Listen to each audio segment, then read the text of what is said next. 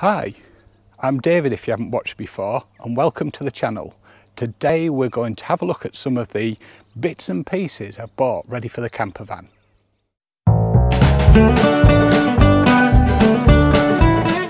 I want to give you a little bit of a view of some of the bits and pieces I've bought, and just you can see most of them here I think, and we'll just call out a couple of particular bits. So got the levelling blocks and grip mat, hose pipe and everything down that end, and a bin.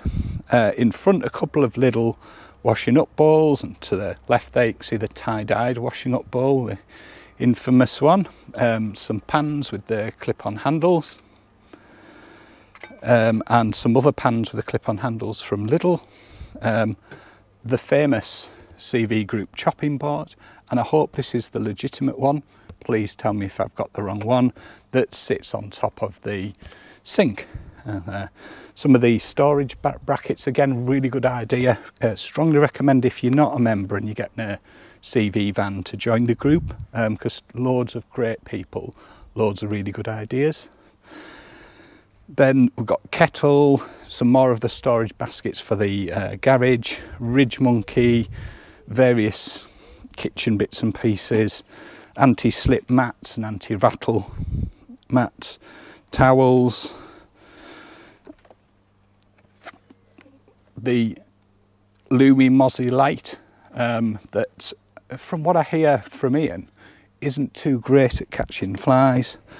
Then we've got the shower head, shower extension, and the shower original kit to make up that 3 metre long, plus the additional with the on off switch there, so you can shower the dog outside of the van.